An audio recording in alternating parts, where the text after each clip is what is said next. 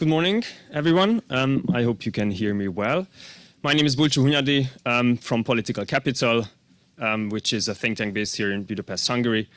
And this conference is organized within the project called CHAD, within a consortium, which is consisted of Phiren Amenca, which is the leader of the consortium, Haver Foundation, and Budapest Pride and Political Capital. And this conference is taking place within the framework of this conference. So very warm welcome to all of you who came today to listen to our great speakers and great panelists.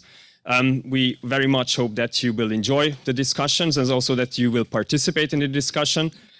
After each panel discussion, at the end of each panel discussion, you will have the opportunity to ask questions or to provide your comments. We will, of course, ask you, the moderators of the panels will kindly ask you to give only short inputs and ask your questions in order to leave room also for other guests to contribute.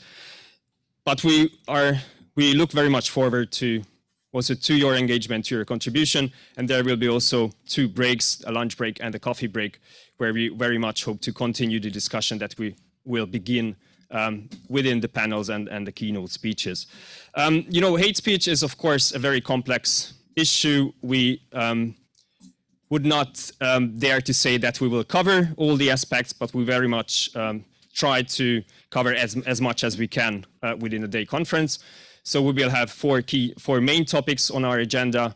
The first one will be the social environment, social circumstances related to hate speech. The second one will be the media. We will also discuss the regulatory framework connected to hate speech. And of course, at the end, last but not least, definitely the question of artificial intelligence and the question of how artificial intelligence and the development of artificial intelligence relates to hate speech and how it will affect the development of hate speech in our societies. I don't think that I should very much emphasize the importance of hate speech. I think you're all aware of the key issues or key challenges that we face, not only in Hungary, of course, but also across Europe and in other societies in the world.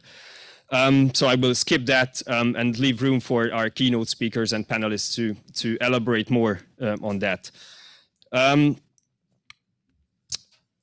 This conference is also a continuation of our discussions that we have started within our working group within this project. We also facilitate a working group, an international working group, discussing different aspects of hate speech. And this working group is going on, I think, for almost 2 years. And also we did a conference, a Hungarian conference, a domestic conference in September last year. Also, we think that this conference is kind of a continuation of these discussions that we started within the frameworks of these activities.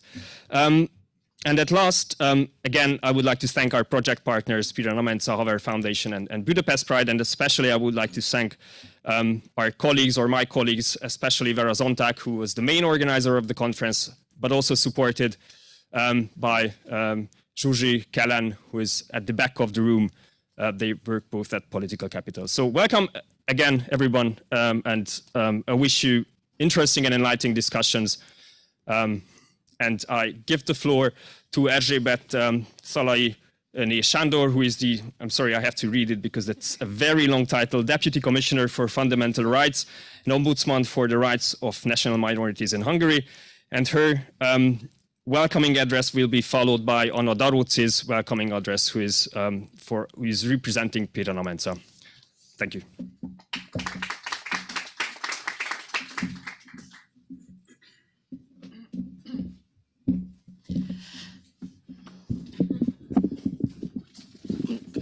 I need some help. Thank you.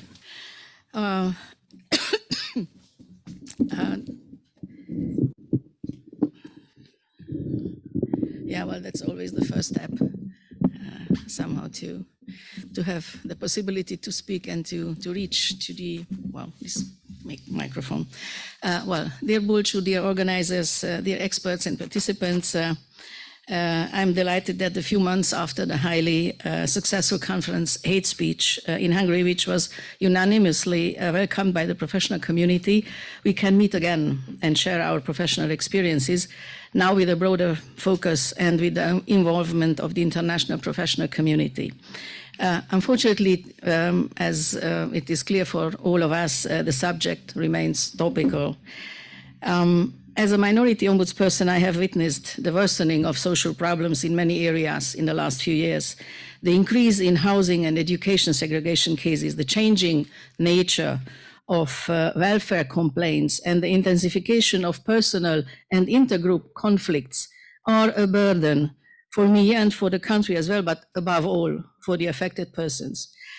Between 2020 and 2023, I investigated nearly 1,400 complaints, of which only 68 were specifically related to hate speech or hate crime against a national minority community or a member of it.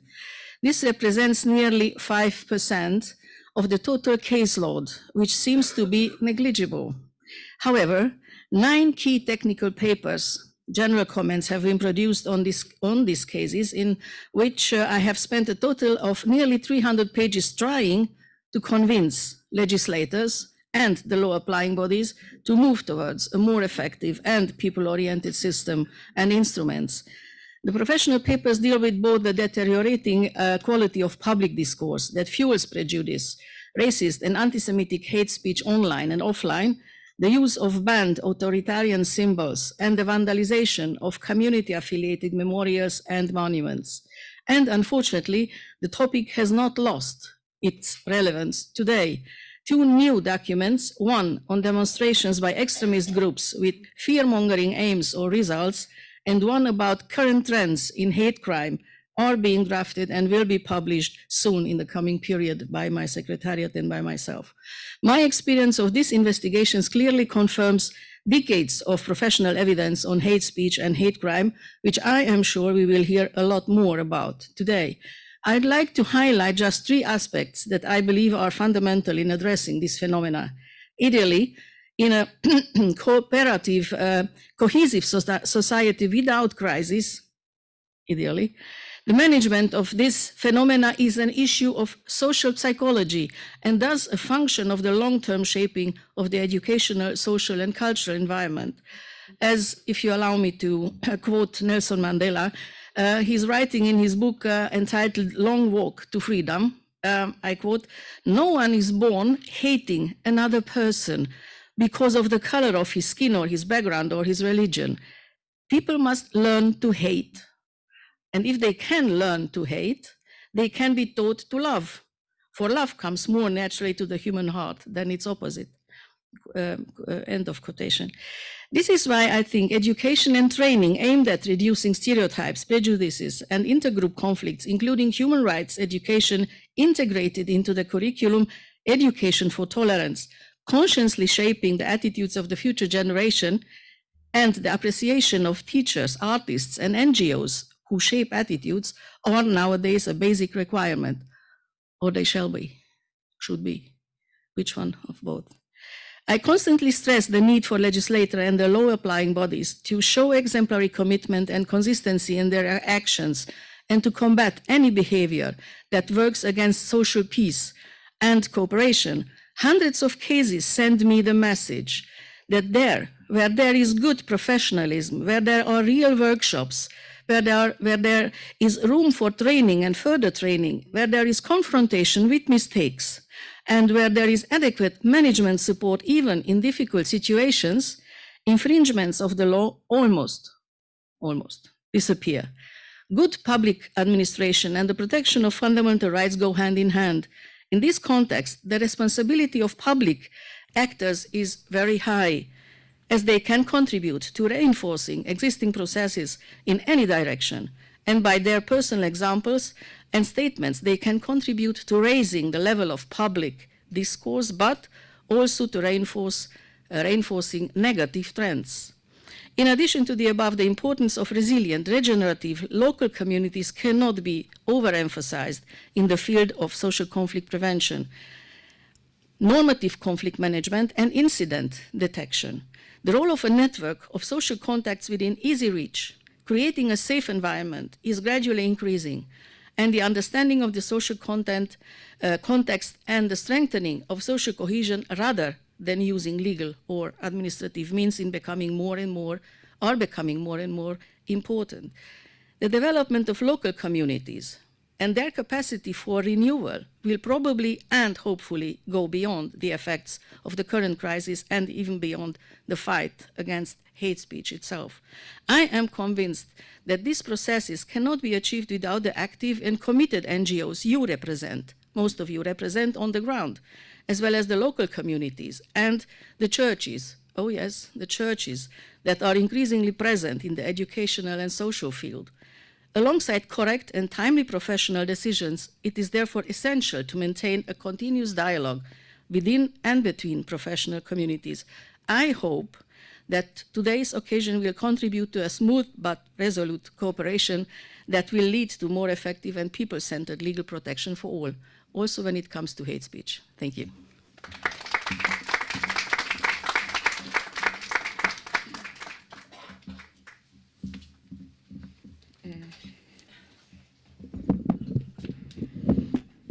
Thank you.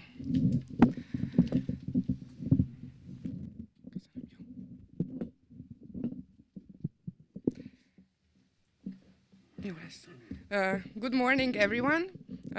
Let me welcome all of the speakers, the keynote speakers, the participants, and the audience online and offline of this international conference on behalf of Phiren Amenca, Roma Youth Organization, and on behalf of the project consortium.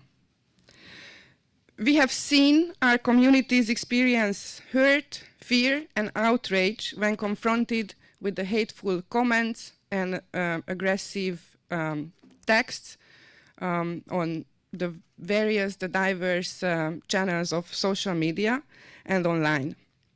We have experienced it for years.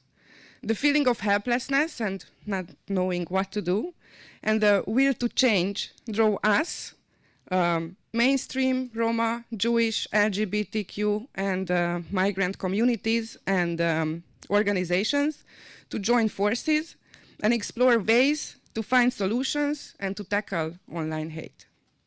In the framework of this project called CHAD, which stands for Combating Online Hate Speech Against Diversity, we have used tools of artificial intelligence to monitor online hate speech and analyze the narratives.